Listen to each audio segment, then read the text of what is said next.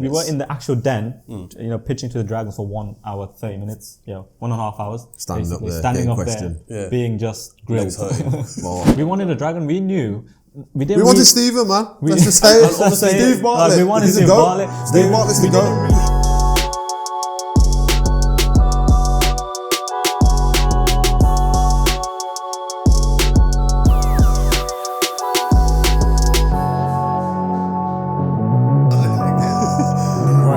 Welcome to CEOCAST. Cheers, man. Aaron, welcome back. Thank you. Zach, first time on, so I want to welcome you as well. Thank you. Yeah. I'm looking forward to this one.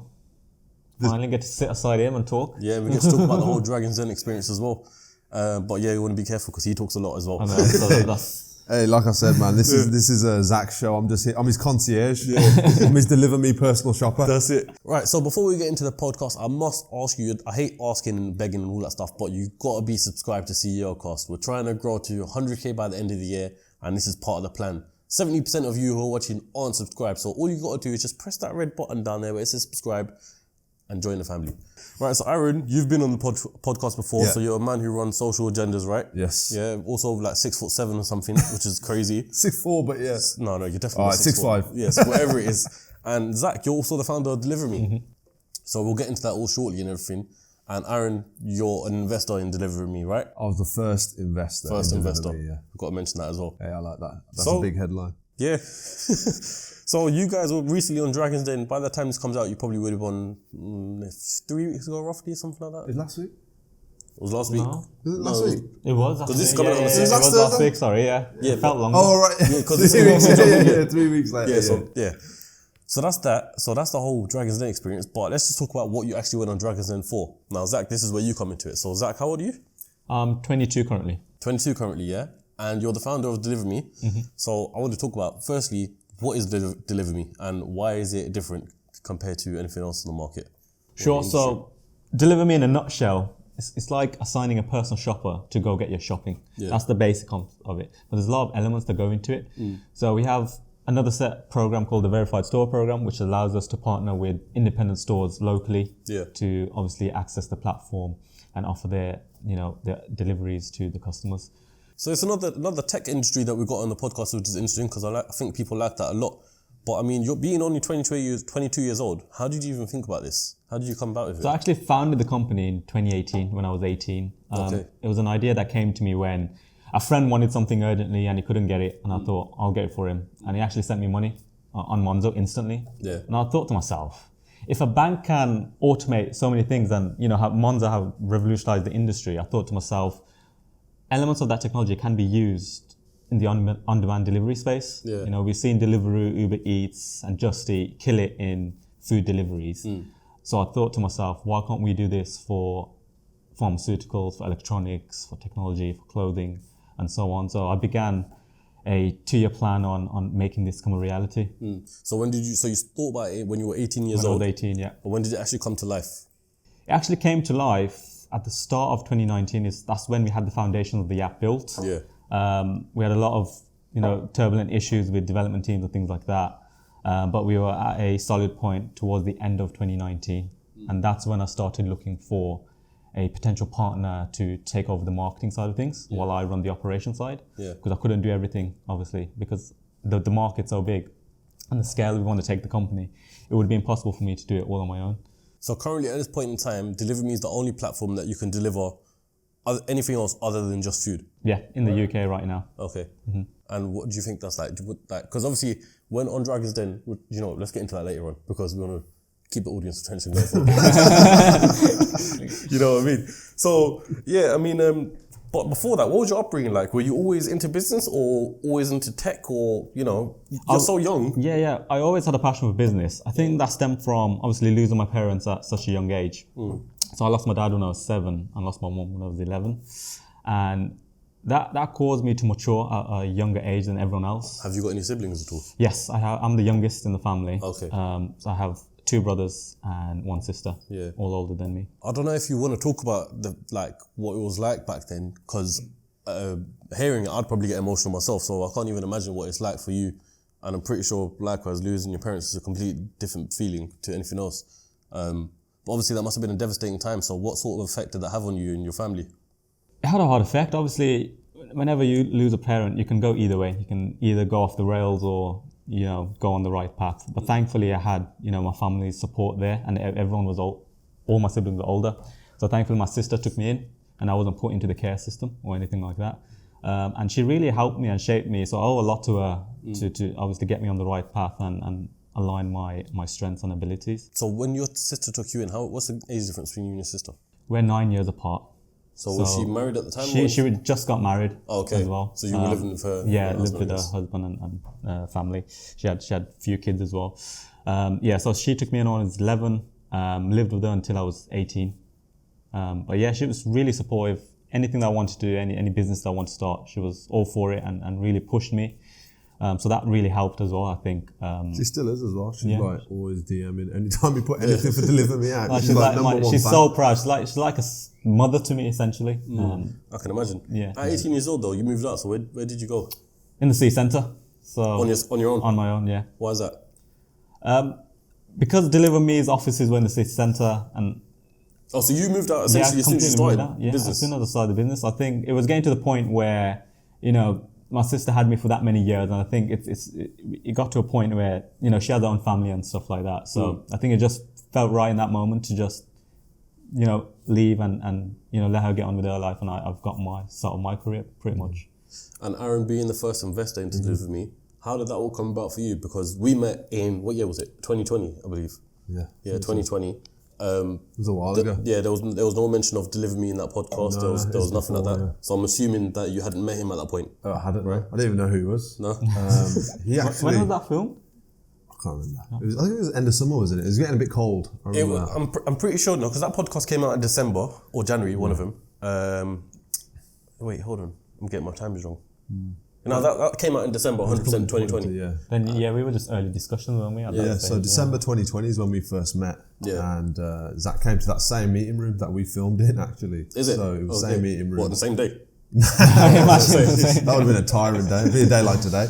But now he tagged me in a post on his Instagram and his story. And this is how powerful social media is. You know, everyone knows how powerful it is. But he tagged me in this story. I had no idea who he was. And we've just scrolled back to say, what is the origin story? Because how did it actually come about? And then he was basically talking about people from Birmingham. What do you mean? Entrepreneurs from Birmingham. Yeah. So I put a post out appreciating all these. This is like DeliverMe aside. This is DeliverMe aside. This was just me seeing all these Birmingham entrepreneurs killing it with their businesses, and you know, I really loved watching what they were doing. So I shouted them out on my story. Yeah. And then that's how I saw that, and then I was like, oh, you know. It takes a lot of humility for people. People don't do that as often as they used to, you know what I mean? 100%, So I was like, oh, this guy, you know, he's got some humility and he's obviously got his head screwed on. So then I started paying a bit of attention.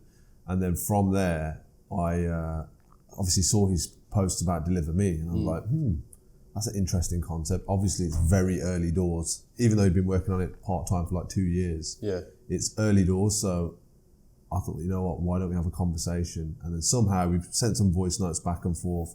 We just said, why don't we just meet up, put our heads together and see what's going on, learn about what each other have got going on. So he came down to the office, and then as soon as he's smart, he's a smart guy, you know, he looks all... 22 years old. Yeah, he's a very smart guy, very intelligent guy, you know, and he's got this massive vision for this company. I'm like, as I'm learning more about it, you know, the tech space, we've done like campaigns for apps all throughout the years. Yeah. So we know how powerful it is, but we also know how many fail as well. So when I found out about the opportunity, I was more so just taken back by, wow, this is mass scale. And this is something that I don't just want to market, I need to be a part of this. So that's why I became the first investor.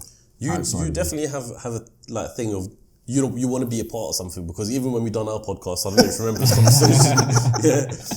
Me and Aaron had this conversation, and he brought up a good idea and everything like that. It was sick. And I thought it was that you just wanted to be part of that idea. You wanted to be a part of the whole CEOCAST. So you're clearly an avid investor of looking at where companies are going, where brands are heading, and want to jump on board into the future. The reason for that is very simple. I'm 30 years old, I'm not 22. You know what I mean? I've been doing entrepreneurship and business and building my marketing agency for 6 years.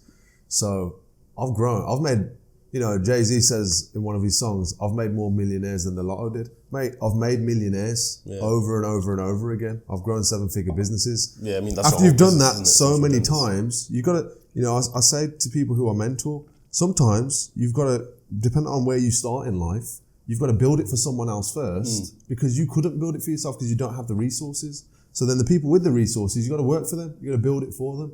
But eventually, you're going to realize, okay, I've got formulas that work. And then you're going to start building your own stuff. And if you're just looking at it like that, now, even 2 years ago, that was when this couldn't have come at a better time for me because I was looking at how can I start leveraging everything I know how to do now for my own assets and get a part of bigger machines that we can build and take mass market. And one of those was, like you said, CEOCAST, still going to get you, bro. You're here right now, baby. I got you back right now. All right, so look, you mentioned that you didn't know Zach, but obviously Zach, you had tagged Aaron into a post. So how did you get the recognition of Aaron? So previous to, well, just to backtrack a bit. So obviously I lost my parents when I was 11. Yeah. And then, I always had this entrepreneur spirit in me. So I started a few businesses, selling sweets in school and things like that. I was one of them guys, the go-to person in school for things. And then I started phone repairs. I was really good at phone repairs, learned it all myself online. And then I really found an interest in marketing. I really love marketing. So I went to start out a influencer agency, managing YouTubers, things like that. Yeah. So at 16, I set up Let me just ask you there quickly. Yeah. What exactly did you do for the YouTubers? So we were a YouTube I MCN, need to know this. which is a multi-channel network. Yeah. So we used to help YouTubers with advertisements, brand deals, endorsements, and channel growth. So planning out their growth and things like that. I really love the behind the scenes of all the YouTube side of things. Yeah. I never wanted to be a YouTuber, but I love the whole business aspect around it. Yeah, so how you can make a whole career out of it. Yeah. I'm sure you've seen some. No, that's why I love talking to other YouTubers and having them on the podcast, because it's one thing of us lot seeing this podcast, but there's another thing of the whole back end to it. Who's sponsoring it? How much is it getting paid? Everything that goes into running a movable business, it applies to YouTube as well. It's a lot of people don't see that side of things, and it's really fun and exciting. So we managed to get some top talent at early stages. Any name drops that you can mention? Will N.E., we got him when he was at 50,000 subscribers, over 4 million now. Chunks, Nico Lomana. Oh, is it? Okay. Yeah, Nico, King Kenny TV, AFC Sharky. So all of them we had from the very start, and now they're on to millions of subscribers. Yeah. We worked with some big names from, I was managing these accounts when I was 16, 17 years old, and they trusted me because of how I presented myself and the work and the referrals as well we had. How did you make money from that? So we used to take a commission on what the AdSense, brand deals, and any other things that we used to affiliate ourselves with. Okay, sweet. So the commission sort of model. So then, how did you hear about Aaron? So then I moved into social media marketing. I thought I'm great at helping, YouTubers turn into a business. Why not? Yeah. So you were Aaron's competition at first? At first, yeah. Pretty much, yeah. That's funny. He was years ahead of me, though. That's ageist. I went to that. And that's how I started following the social media community. So Aaron, other entrepreneurs in Birmingham, starting agencies. Yeah. And it's starting, I just really hated it. I did not like working with businesses at all. And I thought, this isn't for me. And at that time, I always had DelivrMe in the back of my head. But obviously it was part-time because there was no revenue in the business, there was no investment and nothing. So I couldn't really focus my full-time efforts on that. Alongside that, to obviously build up research and to see the industry to learn more about the industry, the logistics side of things. I worked at various different companies. So Gymshark, for instance, one of them I worked at for a bit. Sainsbury's logistics side, worked on the delivery side. National Express as well, how they manage massive fleets and drivers. So, in that whole 2-year period, I was learning on the job while also earning as well. That's crazy. And then obviously from the social media place, Aaron came aboard, and we set an initial meeting, and then he went from there.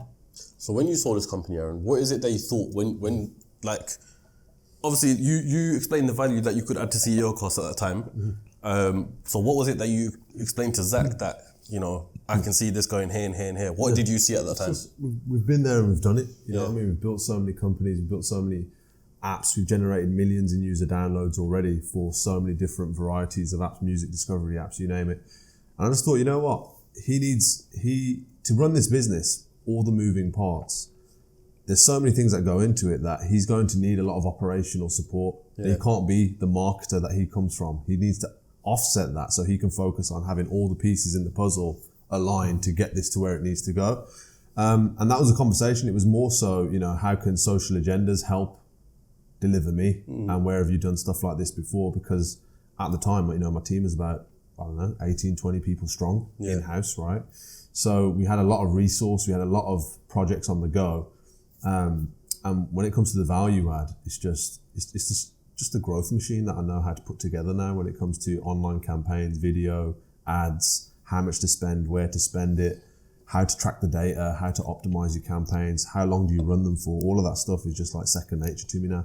Not that I don't have more to learn, of course, but that's where I knew, you know what, how can it be not exciting to see that we can market a business, which the main point of DeliverMe is you can get anything, anytime, anywhere.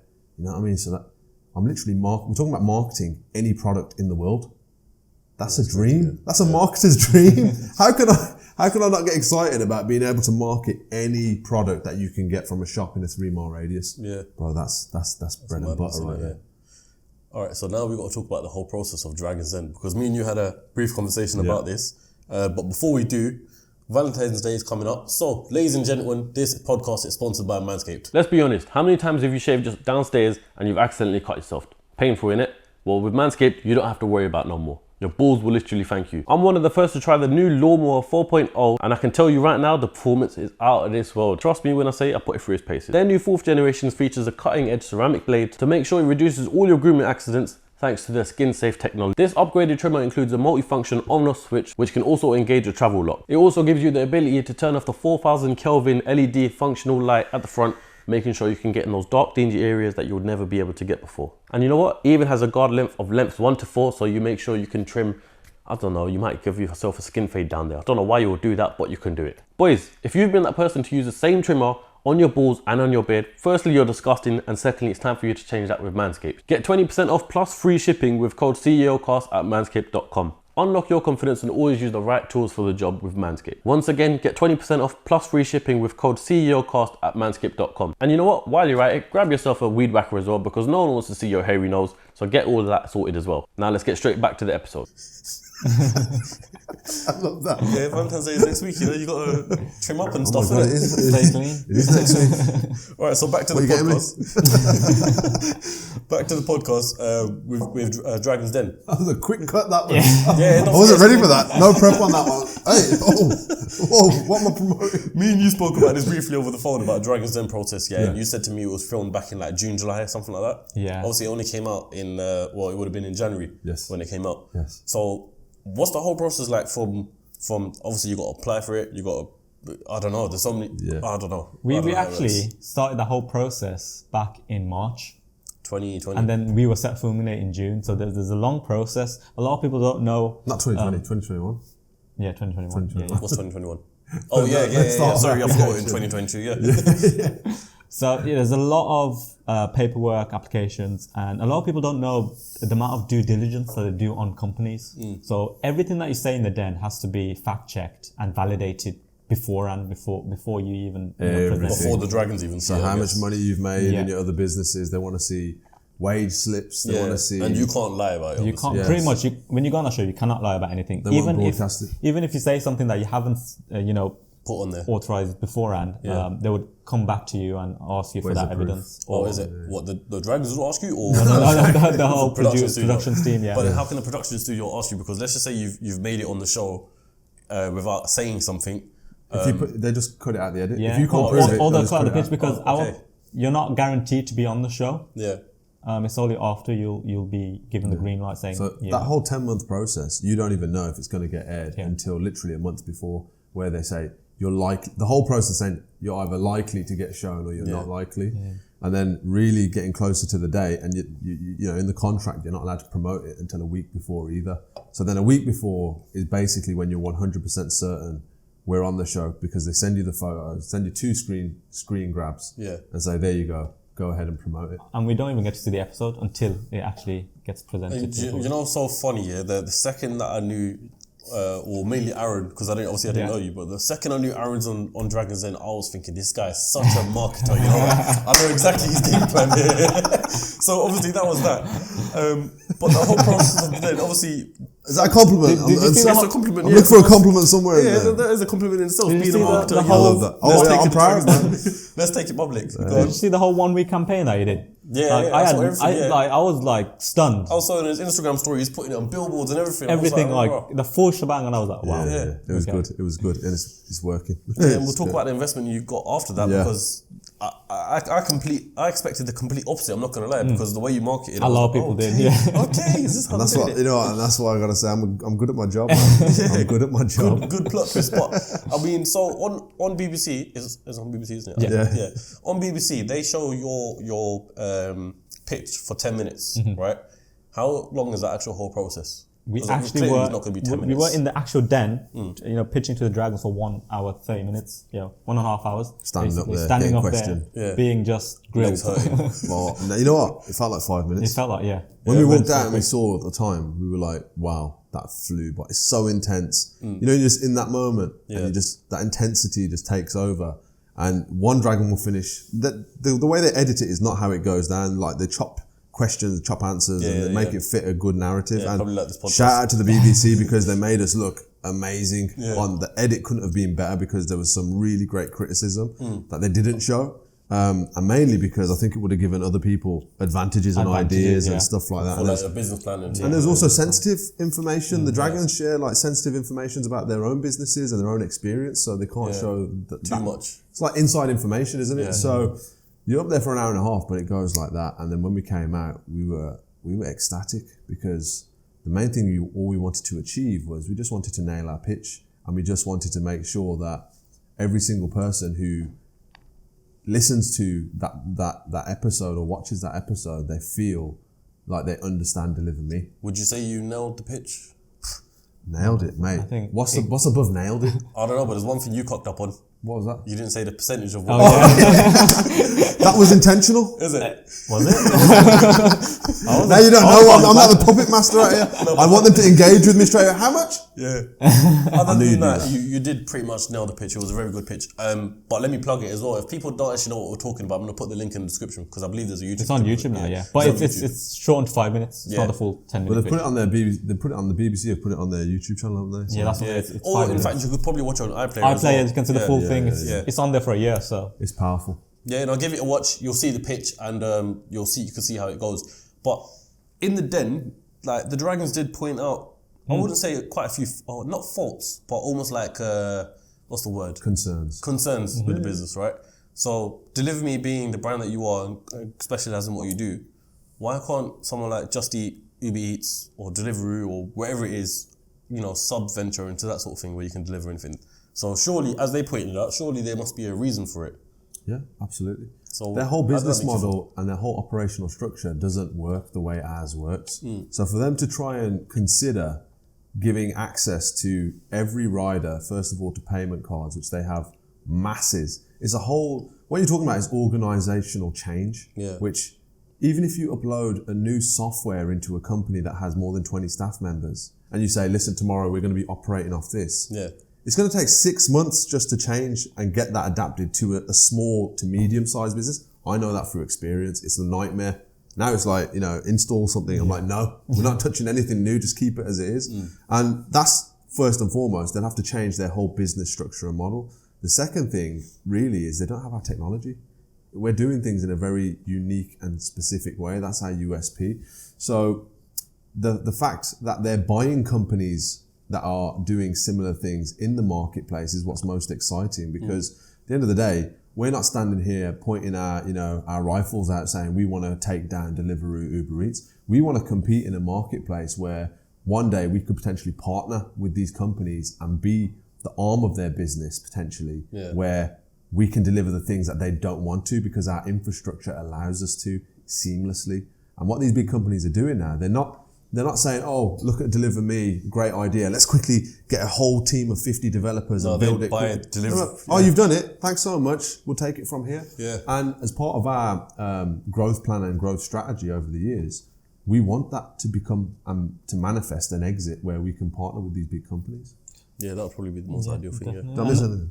Don't miss anything. Another thing is, a lot of people have tried similar concepts to this, but the market just wasn't the right time to obviously enter the market with it.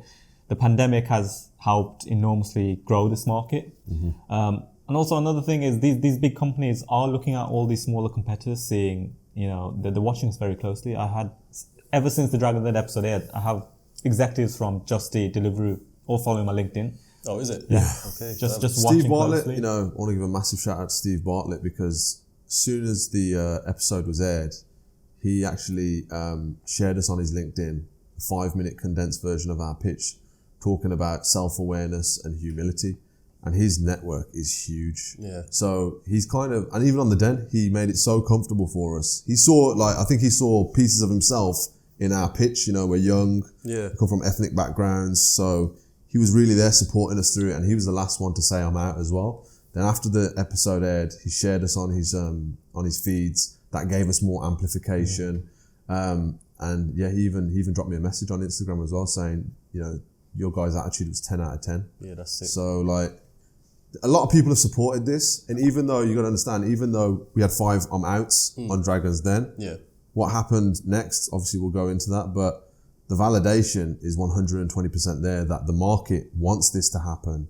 There's hundreds of people behind this already, and that even though the Dragon said I'm out on TV for TV, it doesn't mean they're out in terms of believing in this idea and concept, because really and truly the feedback wasn't really negative feedback. It was like, really, have you raised millions of pounds before? No, we haven't. We haven't.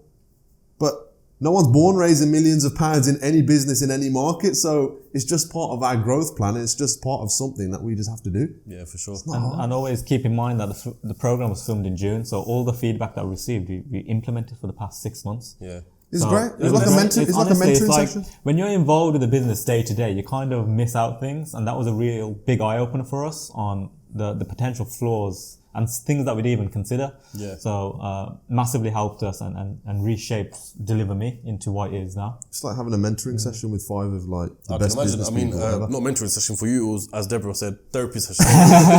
Therapy, mentoring, best friends. What? It's funny when where was I? Because I was out somewhere and that came out, and one of my mates just ruined the whole thing. He was like, "Yeah, you didn't get an investment." Anyway, I got home at 12, still watched it, and I was like, "You know what? Cracking job."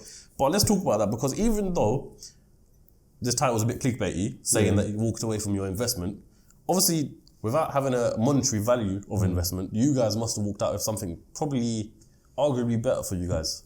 I 100% agree. I 100% agree. We knew going into this, either way, either we get investment or not, there will be positive benefits. Because let me just add to what I said there as well. You guys didn't walk out gutted.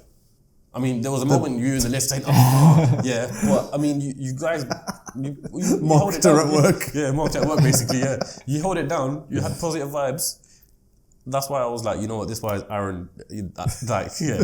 But I mean, yeah, you didn't walk out gutted, so.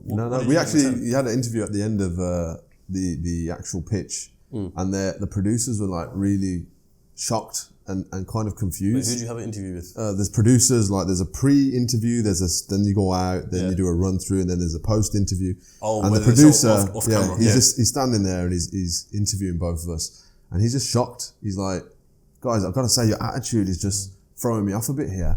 You didn't get the investment, did you?" I'm like, "Nah," but it went as well as it could have possibly gone, because the only real thing that held things back was you haven't raised this much capital before. Yeah. Man, come on. I hadn't been in business before. I hadn't gone on a scholarship before.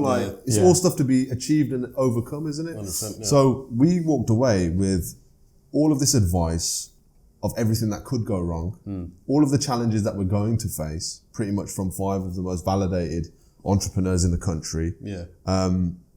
We got to share the DeliverMe story. There's no negative angle that could possibly come out of this, and that's why we were so confident going in. And when we actually did the application, it was at the end of our last crowdfunding round, which was only raising £230,000, and we did that in 4 days, right?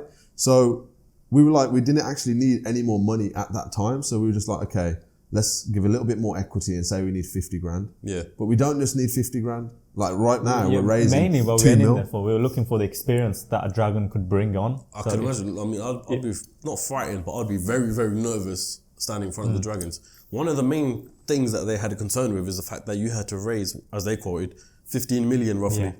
Now, It's funny how they clipped that because There's no context. There's That's no context around That's it. over 5 years. Yeah, that's over a 5-year roller plan. And if you look did at... they say that in the den at the time? We said that in the den, but they obviously... They clip it. Yeah, they clipped it. People said to me, why were your answers so dramatic. short? It's not like you. I'm like, dude, I was talking for days. They had to condense a 1.5 hour pitch into 10 minutes. Yeah, so and make it entertaining. And make it entertaining and not boring. So we wanted the experience, man. Like, these people, they've been there, they've done it. But also, tech businesses don't actually do that well in the den because they're not traditional business models. Yeah. They're based on so many other variables that product-based businesses aren't. So it might not have aligned with a lot of their kind of investment goals anyway, but we got what we wanted out of it, which was the advice, the mentorship, and the awareness. 3 million to 4 million people watch Dragon's Den on a weekly basis. That's like, if we're going to pay for that kind of reach, we're talking about millions in ad spend. Did you guys followers and all that stuff go up?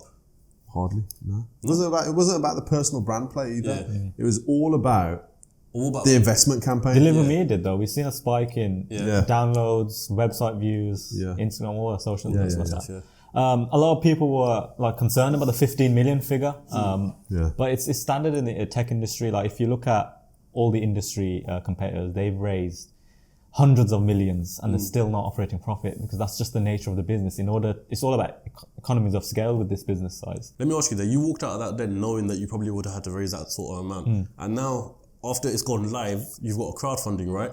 Why not do the crowdfunding then, after Dragon's Den, when you knew? We just came off. That, like I said, when we actually started that process, we just raised £230,000 cash. Okay, so you didn't think... So we didn't need it. We had to invest, grow the business, build the team, invest in the development of the app to get it to the place where it needs to be. And then we knew at the end of this 12-month cycle, we're going to raise again. And then we thought, okay, we could do it in November, December. We could have launched all of these campaigns. But why would we waste 3 million impressions? Right? These are like gold dust impressions for free, right? So being in social media marketing, you know how much that costs anyway. So I've structured the whole campaign, and the team structured the whole campaign around the Dragon's Den launch. So that week, we know we're going to build hype. We've got the images. The week before, they showed an episode where Deborah says, they gave us 3 seconds of airtime. Zach didn't even get no airtime. Out of the highlights. But it's Deborah shutting me down and saying, this isn't a therapy session. And then she burst out laughing after saying that. It was a joke, it was banter. Yeah. But in the episode, it looks like she's cutting me off. And I'm like, all right. Serious, Yeah, I'm like, all right, I'll stop right there. And we use that clip. Now we've got some validation that, oh wow, these guys actually are on the den. Then we've got the billboard campaign that goes live, designs are out. They can see the investment opportunity that we're presenting. Then we had all of these sequential things planned on this calendar and this campaign timeline, which I've been doing my whole career. So that the day before we launched the crowdfunding campaign to say it's open for pledges. And in less than 24 hours, we had 400k before Dragon's Den even aired. So now if you look at that, we had 50k asked for on the den, rejected. Before the episodes even aired, we've raised in pledges 400k. 8 days later, we're at 1.1 million. Yeah, that's crazy. That's marketing, that's power, that's leveraging impressions, that's validating your idea to the masses in a country that you're about to roll out to in 5 cities. Let me ask you, and you might not answer this, I don't know. But that whole marketing thing that you done for Dragon's Den, how much did that cost you? Less than 5k. Seriously, even including the billboard and everything? Yeah, Everything. How long did you have the billboard up for? A week. We had 16 screens around Birmingham for a whole week. And that was less than $5,000? Less than 5k, less than 4k actually. I think I need to do that with CEOCAST then. 100%. People are going to listen to it in the cars, in the vehicles. Yeah. Why not get it on the motorway? Yeah, that's mad. That's crazy. I can introduce you to our guys, man. We're working with them on a partnership level now as well. So we've got 5 cities we want to roll out this year, by the end of this year. Right now it's just in Birmingham, right? Just Birmingham. So we want to be in 5 cities by the end of 2022. And part of that is, a massive emphasis on social media, but we want to do out of house offline marketing as well. We want to do as much as we can to just, when we take over a city, we're going to turn it purple and everyone's going to know DeliverMe is here. And that is all planned, ready to go, ready to rock all throughout this year. So as soon as this crowdfunding round for £2 million is complete, we're all systems all systems go. What I found, just Yeah, before that, what I found amazing, what Aaron did for the whole pre-week Dragon's Den campaign is, we obviously were giving a set of instructions by the producers and the BBC on what we can't do and what we can say and stuff. And Aaron had to find creative ways of pretty much announcing we're on Dragon's Den without physically saying we're on Dragon's Den. So actually, you know what? If you look at the billboards we ran on my Instagram, it doesn't actually say Dragon's Den or BBC. It just says Thursday, 8 p.m. and it shows us in the den. Yeah, but if you know Dragon's Den, you know that that's and that's who we're looking for, people who watch. We're not trying to convert people to become Dragon's Den fans. Yeah. We're trying to convert people who already watch the show to say, hold on, these lot are a Birmingham-based business. Yeah. We should get behind this company. We should get behind this brand. Why are they in Birmingham? They're both, the both directors are from Birmingham. So we're building it here for a reason. It's also in the center of the country, which helps us for operations, managing everything, around the country. It's big. How much did you go in asking for? 50,000 for 8%. 50,000 for 8%. Now, let me ask you here. Did you actually intentionally go in there with the purpose of walking out with £50,000? Yeah. And a dragon. We wanted a dragon. We knew. We wanted Stephen, man. Let's just say it. Steve Bartlett. We wanted Steve Bartlett. Steve Bartlett. We didn't really need the 50,000, but obviously we had to. We can't just ask for a dragon. We've got to give something away equity. for something in exchange. And Steve Bartlett. What's the percentage you would have given away? Because realistically, they probably say, I want 30% or something We actually had a discussion about this. We said what would be a maximum target, and we said 10%. That's it? Okay. Top line, we would say. But the thing is as well, when you get an investment on Dragons Den, you're not necessarily working with the Dragon, you're working with their teams. And if you actually look at the data, 60% of people who get offers on the Den go through with it, 40% don't agree to the terms of the investment. Oh, so even when, let's just say you did get the investment, you still have an option of saying, I don't want to go ahead with it. Well, then the Dragons themselves start the actual due diligence on the company, so a deal might not go ahead. Until on they both do sides. that. On both sides, even after saying yes on the Den, it's not confirmed. So there's probably been situations where they've said and there's no. There's been loads. That's why you don't see many follow-up programs. In Social They don't Agendas, follow the we company. work with 3 people who have been on Dragons Den who declined the offers, and they're killing it. And they just don't like the terms, like certain terms like control of the company decisions, being appointed as a chairman, not just an investor. You lose control, you lose the identity of the business, and they might want to go in that direction because they know it's going to work, but the founder might have a different vision. So it's not always 100% guaranteed that even if you get the offer, that it goes through and that you actually go through with it, because business isn't just about that simple exchange of equity for investment. It's also, what are you actually going to bring to the table? At the end of the day, they're sophisticated investors as normal investors, so they follow the same process as you would go to if you were approaching an investor. So talk to me, why did you want Stephen in particular? Stephen Bartlett is a marketing god among boys. That's why. And previously I used to look at Stephen like a competitor. When he was in Social Chain, I used to see his vlogs, I was doing vlogs. I used to think that I was competing with this guy, and then his business sold for 300 million. And I realized, okay, my business model was completely different to his. He had all these assets in pages and all this reach he was selling to his company-owned pages. We didn't have assets, we're just a service-based business. So it elevated the way I thought about social media as well, and how do you make social media assets? And now, if you look at Stephen's brand, when it comes to personal branding, when it comes to strategy, when it comes to anything the guy touches turns to gold. That's why we wanted Stephen Bartlett, and the guy's he's a once in a generation marketer, man. And that's coming from somebody who thinks he's a once in a generation marketer. I'm telling you, this guy, after that Dragons Den, after meeting him and pitching him, right? It changed my perspective of him, because I thought he was this arrogant, egotistical, driven guy. From what I'd heard from people in the industry who've met him, etc. But the way he gave us stability in the Den.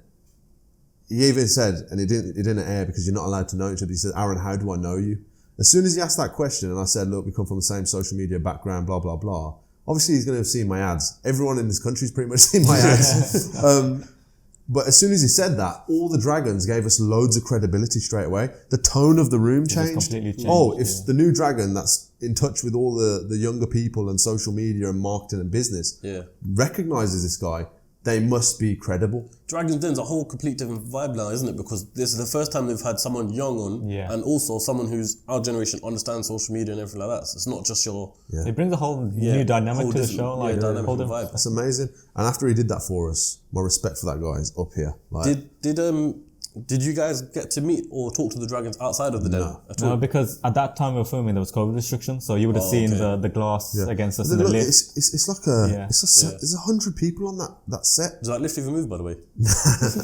And when we were leaving, I forgot to press the button, so we were standing there looking at the wall. Like, I pressed the button. Is it just a through thing? It doesn't actually. It doesn't go up and down, but yeah, there's loads of people that were on filming on that day as well. But you know, Stephen, like I said, he reached out. He messaged afterwards since it's aired. Time out his day to like congratulate and message. He's been supportive. He's been supportive. And at the end of the day, you know, there's so many businesses that have been on Dragon's Den as well. Brewdog didn't even get to the audition stage. That have absolutely blown up. Trunky, the suitcases for kids, they blew up huge. Elite competitions. Like, there's so many businesses that have blown up that got rejected on the Den or didn't go through with the deal. They got offers, but then at the later stage they didn't agree on terms. But now they're turning over. So look, it's not the be all end all. You know what I mean? And we've raised 1.1 million 8 days after that campaign. It's going great. I can imagine. But you know, not walking out of a dragon, some might seem sad. But how did you actually feel? Ecstatic. Yeah. We were happy. I was a bit gutted that we didn't get a dragon, but at the end of the day, we knew what we just walked out of with. I'd say that's and the thing is, they kind of gave you advice that you're probably looking for in the dragon anyway. Exactly. So you kind of got best of both worlds in that sense, because you kept that 10%, and also you got the advice. No, we didn't undersell our share value, which we would have been, because it was less than what we just raised the 230 on anyway. Yeah. We got all the advice from 5 of them over an hour and a half. All pitches don't last an hour and a half. Like it varies a lot, People just going in, out, like it's quick. Some people just, no, you're not coming on. I can imagine some of them, because you know, in the whole Dragon's Den episode, they have some pictures that last long and some are like 30 seconds. Segments, Yeah. And then obviously the big long ones are probably the hour and a half or something like that pitches, whereas the other ones are probably probably half an hour at most, sort of thing. For real. So there's loads going on the day, but we did our job, man. We did our job. A lot more people are talking about DeliverMe. That's the only thing we needed. That's the big aim. Even though the Dragons didn't invest yet, obviously, like you said, there's 3 million people, 4 million people watching Dragons Den. Have you had anyone reach out to you saying that they haven't invested, but I wouldn't invest? We can say this, right? Can I tell him? 3 weeks. Yeah. So it'll be done by then. Like I said, 3 million impressions. There's a hell of a lot of people in this country, this economy, especially in the UK, who are doing amazing things. Angel investors, business people, and our lead investor for the next round is somebody called Terry Fisher. Terry Fisher just sold an app called Voicey that he was a founding investor of to Snapchat for over $100 million. Oh, damn. And he did that. And he did that in a year and a half. Okay. 1.5 years, he got it from investment to $100 million sale. Yeah. But not just that. The main thing that his background and his experiences, he was the ex-CEO of Thomas Cook. 2 years before, obviously, it went down. So it actually went down after he left. Yeah. So this guy he's sold 6 businesses in his career, and the most recent one was an app. So we had meeting after meeting with Terry, talking about DeliverMe, pitching him the idea. And this was before Dragons Den aired, before any of that stuff actually came out. And he's committed now not only to being a lead investor in this round at multiple 6 figures investment, he's also going to be our non-executive chairman, which means he's going to have a big say in supporting Zach as the CEO, in supporting myself, mentoring us on how to navigate this business to that 50 to 100 million valuation mark, because we haven't done it before. But guess what we've got? From the campaign, we've got the people who've been there, done that. We've got another advisor who I'll give a big shout out to, Indy Garaya. He came on board very early into the journey. This guy has been an advisory on investment banks, on big fundraise for multi-millions. He worked for an investment firm called BGF, where he's advising huge organizations on their finances, on raising capital, all of that stuff. He's one of the advisors on our board. Terry Fisher is one of the advisors. And we've got such an amazing team of people who, yeah, we haven't done it, but we're not arrogant enough to think that we don't need other people. So these people are on board. They're ready. They're ready to shoot from the hip. It's essentially like having another dragon, pretty much on board. Well, we didn't get the thing that we said is we didn't get a dragon, but we got a whale. Yeah. Since you have joined DeliverMe, I want to ask Zach this to you. How's it changed and what's it like working with Aaron? Have you seen elevation or anything? 100%. There's obviously... Let's pretend he's not here, so you can be honest as you like. No, he's terrible now. We never talk about this, so I'm glad you asked that. Is it? Okay. So, obviously myself, being 22, I haven't had much experience in business compared to Aaron, who has been doing it for so many years. And I've also, there's certain skills that I don't have yet or have developed yet that are weaknesses. So I was looking to fill them as well. So obviously speaking with Aaron, getting to know him a lot more, I've seen tremendous growth in myself and the business as well. So I was an introvert before even starting the business. I hated social contact. I hated talking to people, or if you put me in a room with new people, I would just shut down completely. Yeah, same. Aaron is the complete opposite to that. You put him in a room of investors and he's got them all signing up. Like literally signing up. I'm like, you've been in there for an hour. You did what? I throughout this whole campaign, I've been getting so many calls off him saying, yep, just closed another deal. Yep, now we're on 1.1 million. I'm like, what? What just happened? So he obviously brought a whole different dynamic to the business and has helped the growth of the business. We would not be where we are now without him involved in the business. Wow, thanks. Cheers, mate. Cheers. And where do you see DeliverMe going forward now? So the next stage is obviously closing this crowdfunding campaign out. We can't launch the actual campaign because we had to wait 30 days after the episode airs. That's one of B2C's requirement. So that's hence the reason why we're not actually live on the CrowdCube platform and you can't physically invest money yet. You can pledge though. The link should be in Aaron's website. By the time this comes out, it's probably going to be done. Yeah, probably. Yeah. So we'll put it there anyway. Yeah, nonetheless, we're raising 2 million. After this raise, that will help us launch DeliverMe in the cities that we plan to launch in, and also grow our electric fleet as well. So the whole aim of this campaign is marketing. And what's the next city you want to go to? Manchester. Okay. Yeah. We're building up to London. Yeah, We're not underestimating how much it's going to take. That's where competition is strongest. Yeah. So we want to dominate other areas first. Small and then sort economies. of close into London from the outskirts. And just get the brand and build it around the big launch in London, which is going to be the crescendo. And then we're going to all we'll do then is expand the radius from 3 miles to 4 miles to 5 miles of how much area we actually cover. But for me, DeliverMe, this is like the perfect timing to even sit down and talk about it, because I've been waiting for 12 months to get myself a marketing budget that I can actually leverage and put into the marketplace and start showing people you don't have to go to the shop no more, especially in this country. It's cold, it's wet, you're ill, you can't be arsed, right?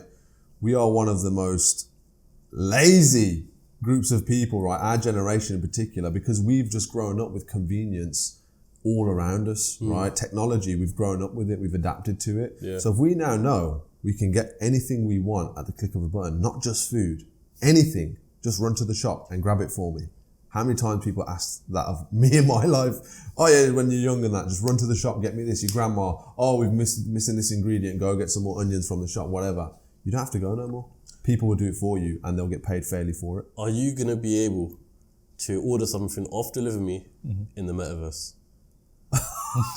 Yes! Good one, isn't it? 100%. Look, it's an exciting new space, and a lot of businesses are trying to incorporate the metaverse and Web3. Yeah. So we are looking into it. Still early days. We're even right now, we're at the very beginning of our feature list. We've got a whole long list of features that DeliverMe will be able to actually have incorporated into the tech, that we're only at the literally stage one. Part of this investment, this 2 million, $1 million of it, is going to go to marketing, maybe a little bit more, but also we're massively developing the next phase of the product, which is how it makes people feel, what it can actually do.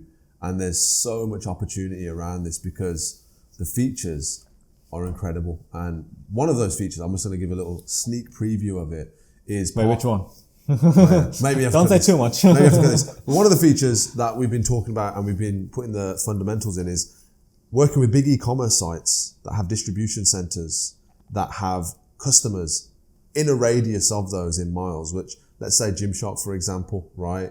They've got their distribution center in Birmingham. How many people in Birmingham support that brand? It's unprecedented, right? You see it everywhere because it's a Birmingham-based business. Now we add a DeliverMe button, so you don't have to wait till next day delivery. You can add a DeliverMe button and get that tracksuit in 30 minutes straight to your door from distribution center. No one can offer that. We can. And that is just one of 5 features that will elevate us into a new stratosphere of value and take us from, in the last 12 months, we've gone from a 1 million valuation company. After this raise, our company will be 10 million in valuation. And now we're looking at multiplying that by tens of millions. It's through these features, it's through having customers, and it's through delivering a sick service that they're just going to not want to live without it.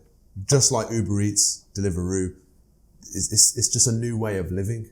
And that's what we're aiming to achieve with anything, clothing, electronics, medicine, you name it, you can get it. And if you search something, we track that data and we'll find all the products that if we don't have access to them, people keep asking for over and over again. Yeah. So the machine feeds itself with what people want.